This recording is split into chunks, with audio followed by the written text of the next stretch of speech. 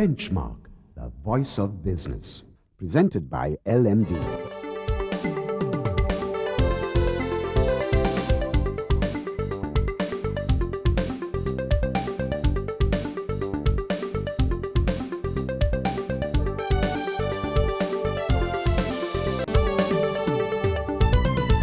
On this edition of Benchmark, Malik J, Fernando, Managing Director of Resplendent Ceylon and Director of Dilma Tea, joins us on the program today as we assess Sri Lanka's tourism industry.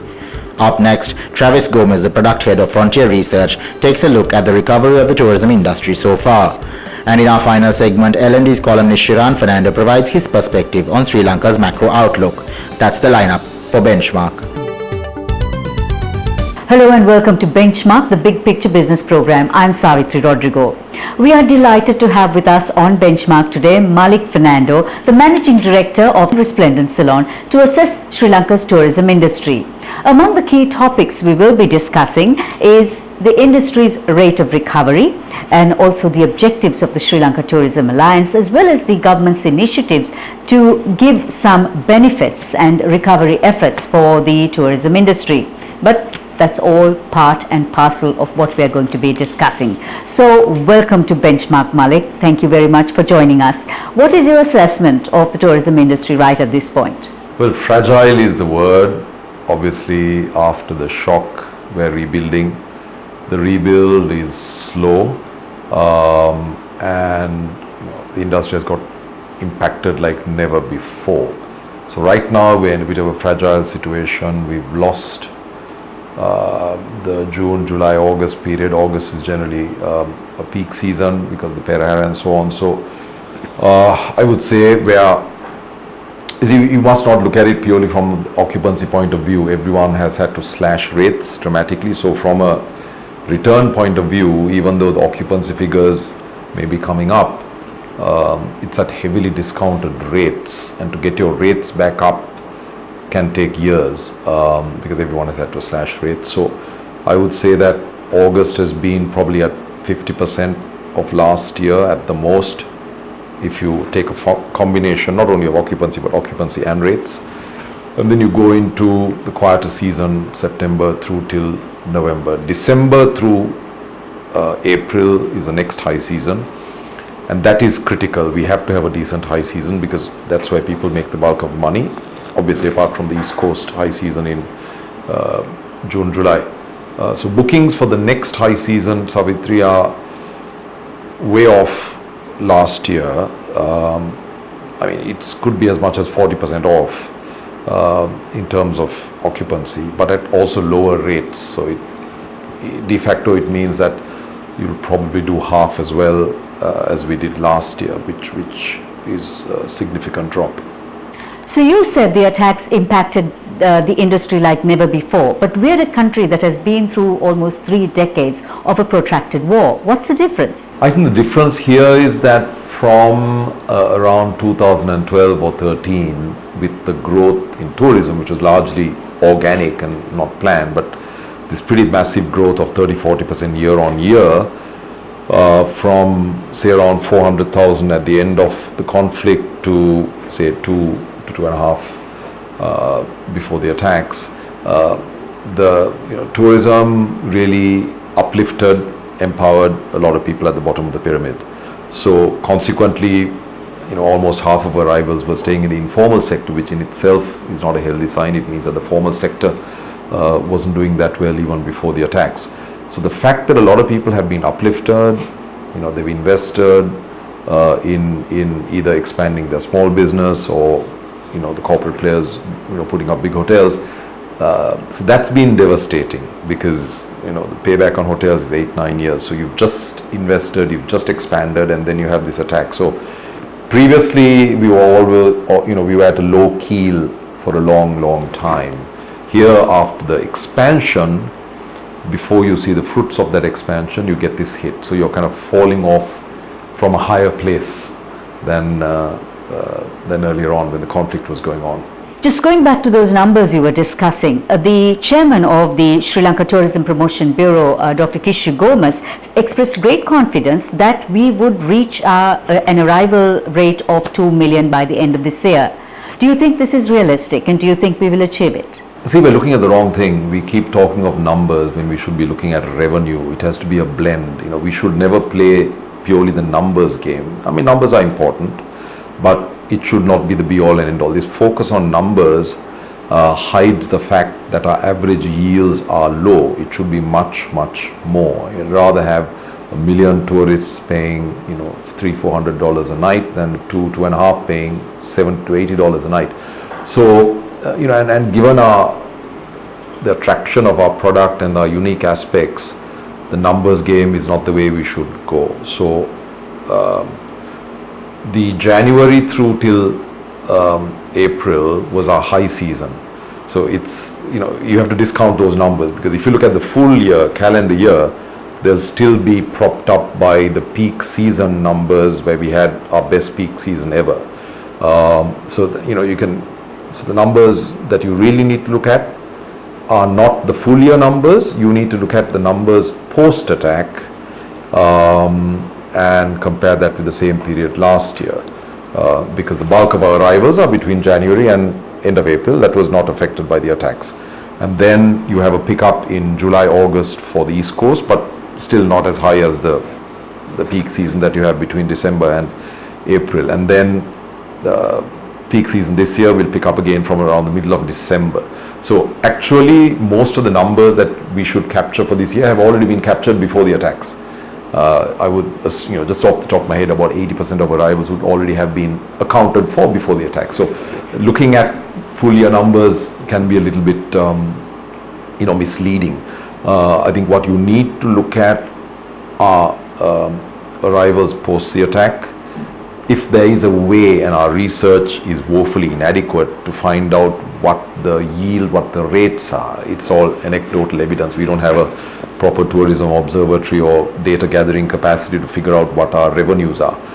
They are all estimates. And also we need to track propensity to book for the next high season, which you can do using digital tools to look at searches for Sri Lanka. What are the forward bookings for the period from, say, end of November through till March, April of next year? In my view, that's far more important than looking at month to month pickup from a low base in what is anyhow off peak or a historically low season. So how do you assess the industry's recovery? Well, it's been organic. The industry is resilient.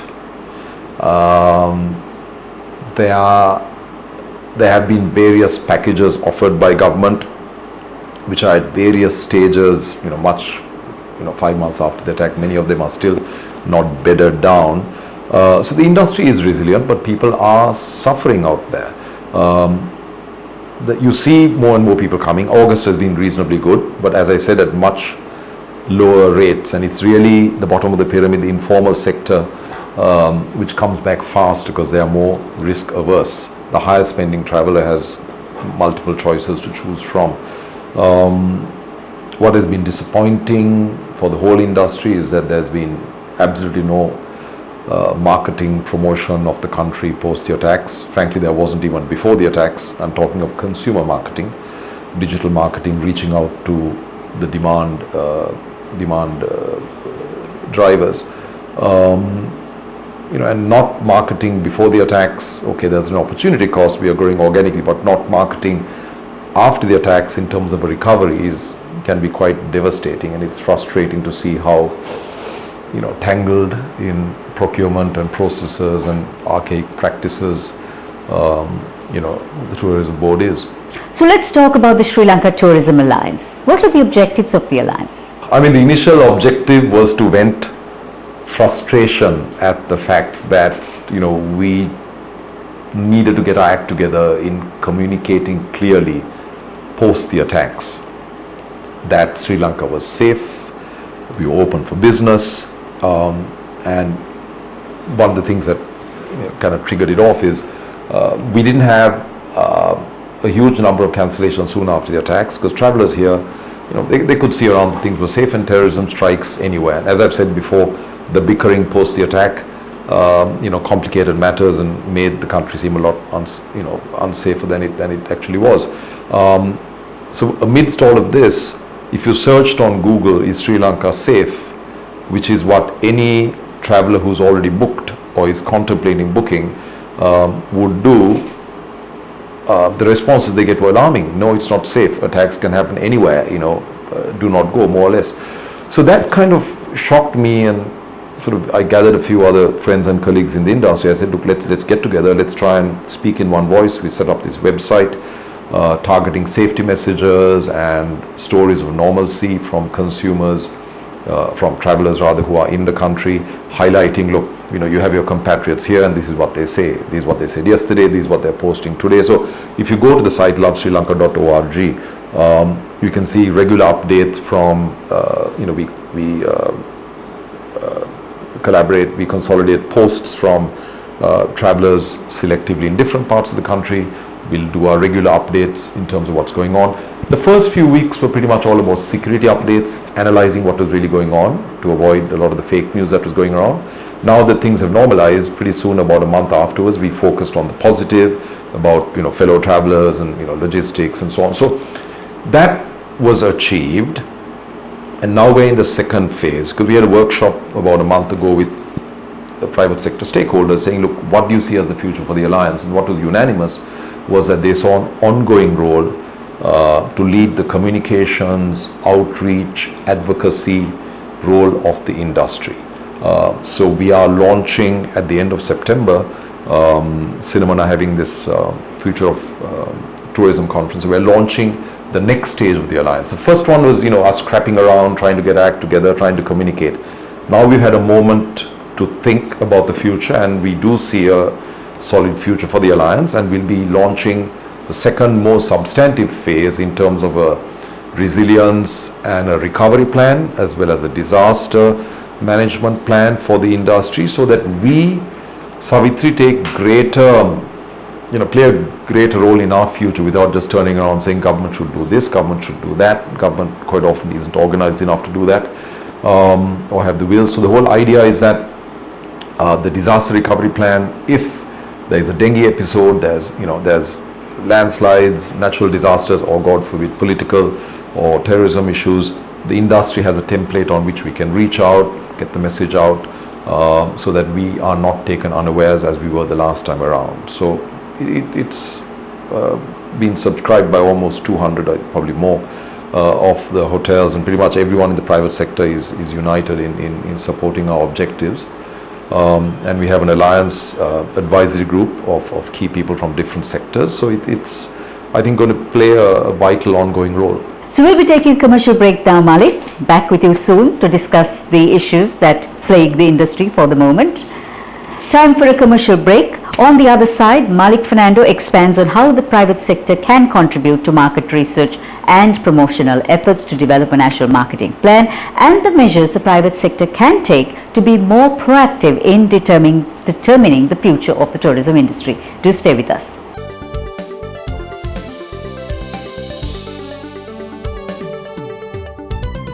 LMD is making waves, airwaves. The next big thing from Sri Lanka's pioneering business journal. LMD Podcast now online. Listen to our articles on the go at www.lmd.lk. Select, play, listen. It's that simple.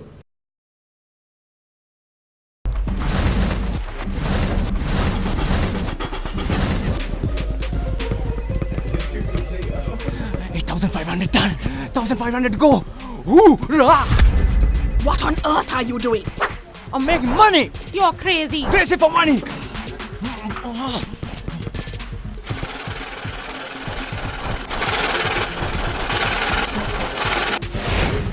10,000 steps done. Who the man? I do it every single day. Show me the money.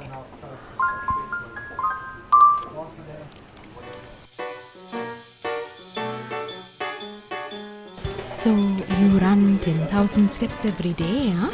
You must be fit. Some days I do 20,000.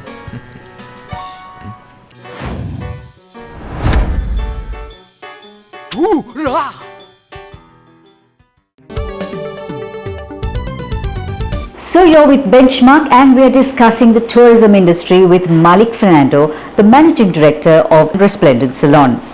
Malik, given what you have been saying, in addition to getting quite a number or giving quite a number of benefits, including reducing ground handling charges and aviation fuel charges, the embarkation levy at BAI, and giving a visa-free exemption program for 48 countries, do you think the government's recent initiatives have been adequate to support the industry's recovery? Not really, but frankly, government's also constrained in terms of what they can do. Now, if you look at the different types of activities done, one was subsidized loans, lower cost funds for working capital. Now that's ongoing. It's moving slowly, but that is ongoing, but it's not going to help the smaller players, because banks obviously would want to deal, because they take the credit risk, they'll want to deal with the established players who can provide collateral. Other one was a moratorium on loans, which again is not applied across the board because the credit risk is on the banks.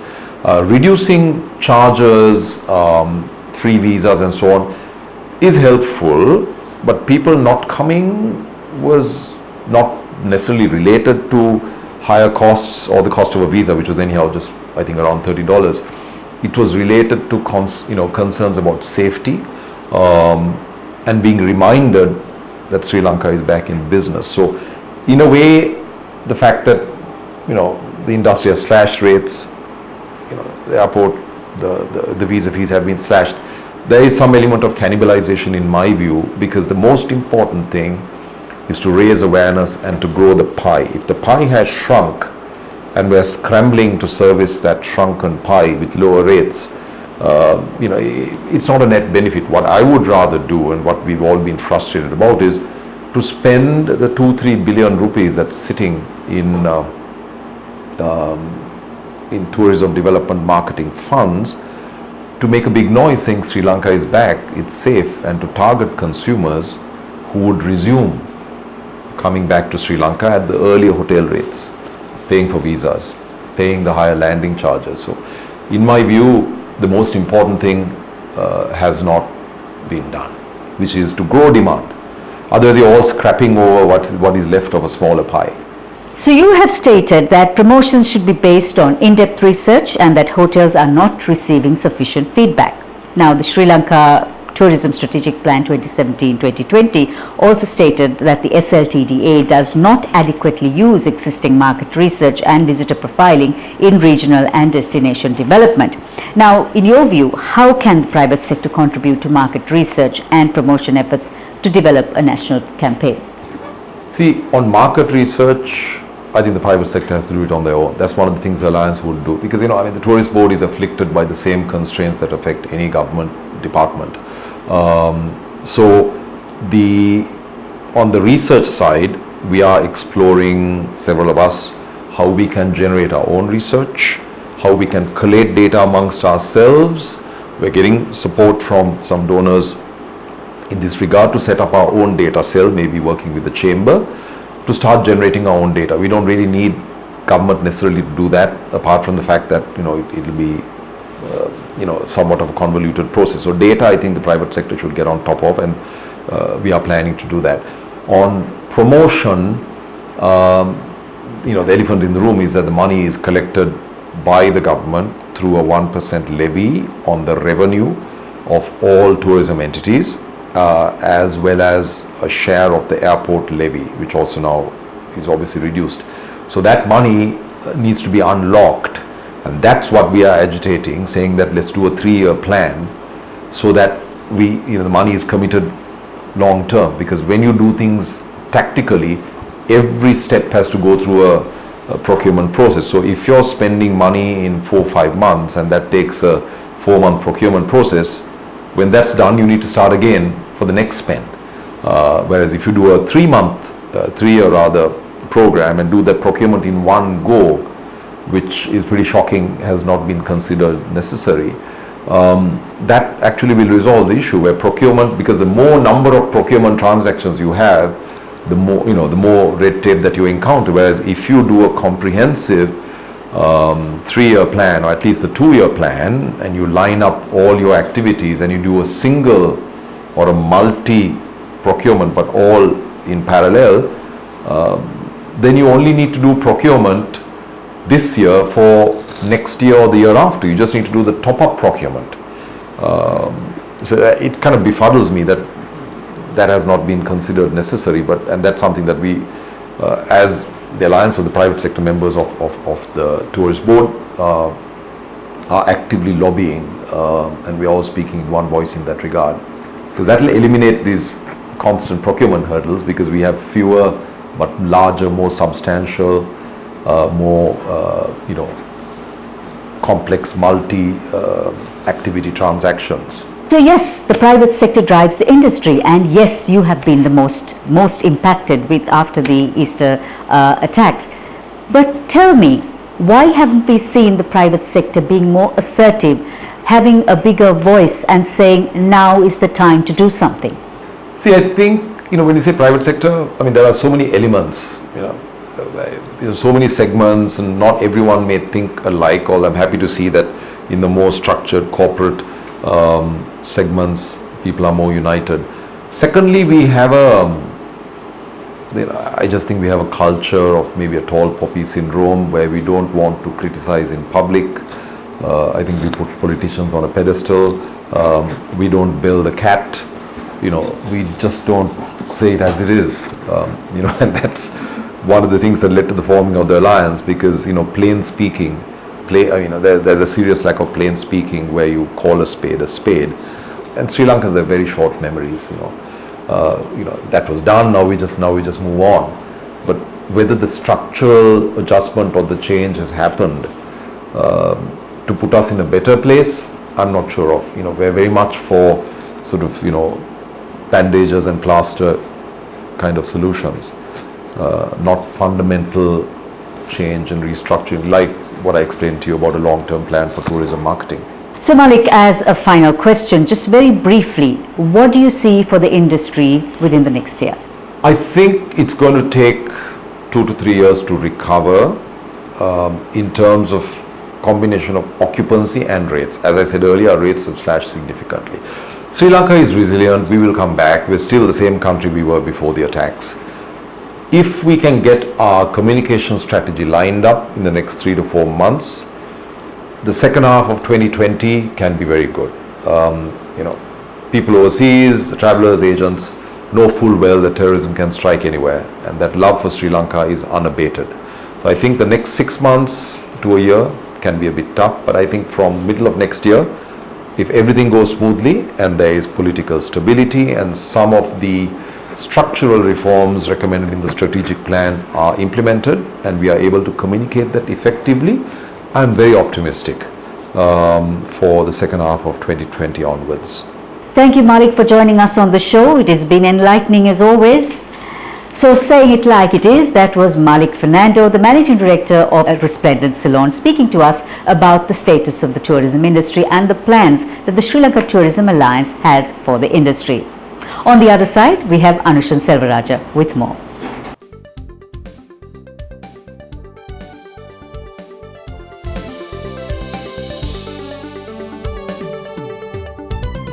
LMD is making waves, airwaves.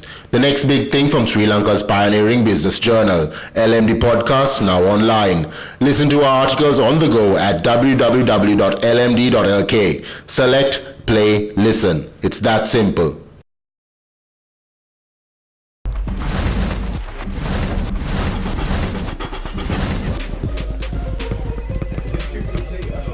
$8,500 done.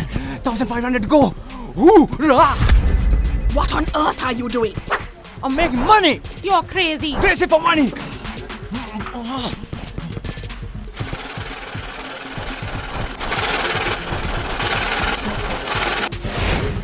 $10,000 steps done.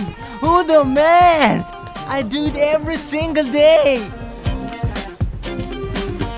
Show me the money.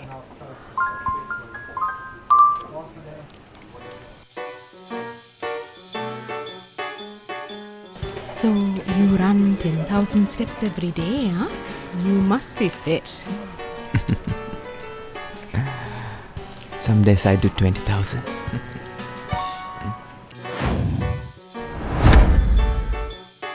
Hoorah!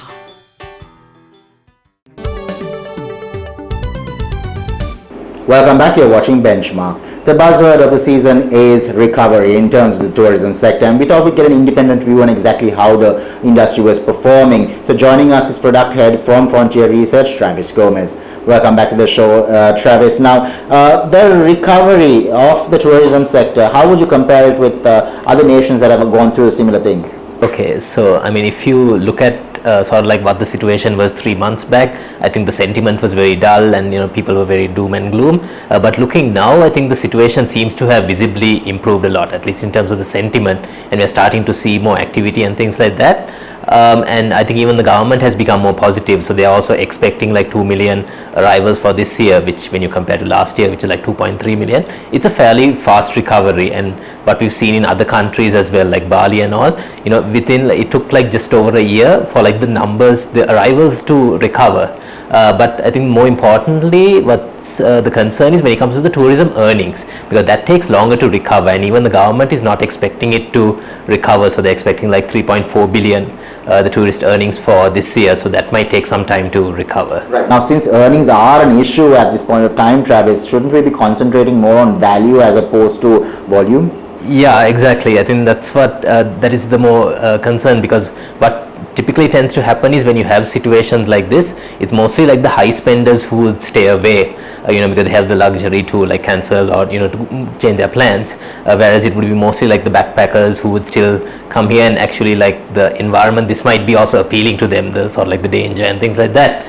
But yeah, we need to focus more on getting those high spending tourists, because I think the big sector that has seen the biggest drop has been from India and China. So who are also like tend to be more like city based tourists who tend to spend more on shopping and things like that. So I think more needs to be done to attract back that category. Do you think the measures brought in by the government are enough?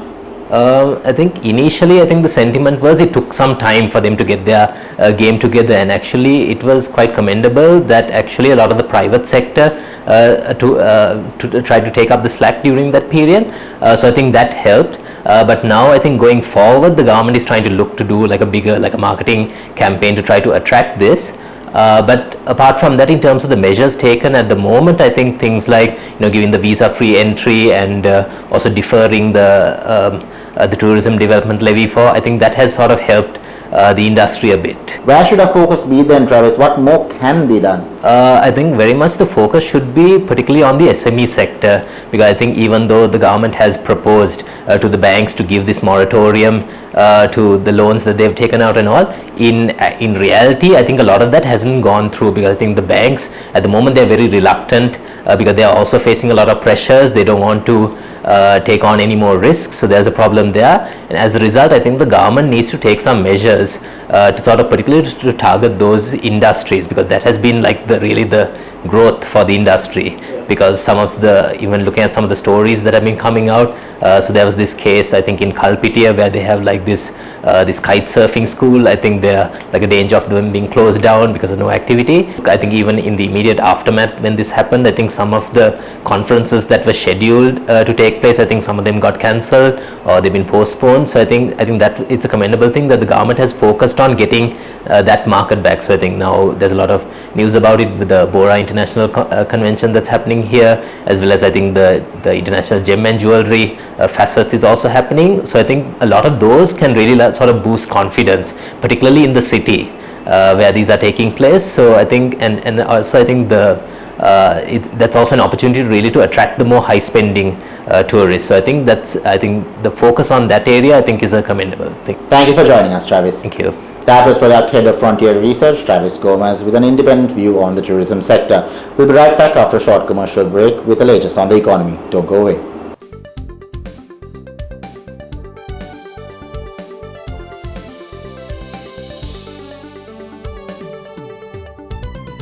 LMD is making waves, airwaves. The next big thing from Sri Lanka's pioneering business journal, LMD Podcast, now online. Listen to our articles on the go at www.lmd.lk. Select, play, listen. It's that simple.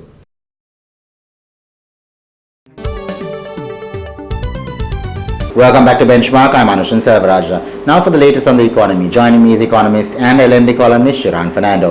Welcome back to the show, Shiran. Now, Sri Lanka first registered its or experienced its first quarterly current account surplus in over a decade. Now, what are the sensitivities that led to this? Good to be back. So I think it's a very interesting phenomenon because on the fiscal side also you saw a primary surplus recorded. On the current account side, which means on the trade side, which is basically you look at your trade deficit plus things like tourism earnings and things like that. So I think the primary reason for this driver in the first quarter was because of the slowdown we've seen in imports, and exports have modestly also grown. So I think it's just that import contraction which has sort of seen it in the first 3 months. I think it will be difficult for that to continue beyond that because of what happened in April and the impacts of it. But I think that's a healthy point from an external point of view. But the import slowdown also highlights the growth slowdown that we've seen, and I think that's a reflection, both are reflections of each other. So on the one hand, it's really good in terms of the external account, and that's why you saw the rupee also appreciating and doing much better in the first quarter. But it's also very much linked to what's going on the growth side as well. You mentioned a modest growth in exports, but could you elaborate on how exactly the export sector is faring? So the first half numbers for 2019 are out, and it's grown close to about 5%. So not compared to same period in 2018. So not overwhelmingly very high. This is on the merchandise goods side, but I think it's kept up. Particularly in a very challenging trade environment with what's going on with the US-China trade war, Brexit and other things happening as well. A lot of it is, I think, led by apparel exports, which have continued to do well, with, I think, both markets doing fairly well, and things like seafood and things like that are still continuing to be the leaders. But I think what will be more interesting to see is if some of the other export categories are growing into non-traditional markets, because I think that will reduce the exposure, particularly with the trade war now intensifying. You don't know when it's going to end, negotiations start, then it stops, and then there's a new round of tariffs put in. So there's a lot of shock in that trade system, and that's something which will impact the supply chains. So if Sri Lanka is able to position itself and attract some of these export commodities or even export items, and it'll be good for Sri Lanka. But if it does mean the US or some of our key markets are impacted, then that could be a demand side, impact. But I think that will transpire maybe in the next 12 to 18 months. Could you give us some indication as to what we could see in terms of inflation moving forward? So it's very much, if you look at headline numbers, I think it's pretty much been between about 3 to 6% over the last year and a half. Very much under control because of the food supply situation. Post the drought situation in 2016 and 17, 18 and 19 have been relatively better years. So food supply, which is a major chunk of the index, has been very much under control. I think the volatility you see sometimes is because of the fuel price changes and the knock-on impacts from that. But it's headlines pretty much under control. I think core inflation, which strips away some of these volatile items, is slightly on the higher end. But I think the central bank is very much comfortable in it. And even though the rupee depreciated, close to 20% last year, we've not really seen a overly adjustment of prices that has seen at least official headline numbers adjust too much. So going forward, I think the main concern, as it always has been, will be the oil prices. Because that has not only a fuel impact, but also in terms of the other commodities that we sort of import as well. As long as the trade side war and things like that continue, there will be more downward pressure on oil prices. Thank you for joining us, Shiran. Pleasure. That was economist and LMD columnist Shiran Fernando. Thank you for watching Benchmark, and we hope to see you again next time.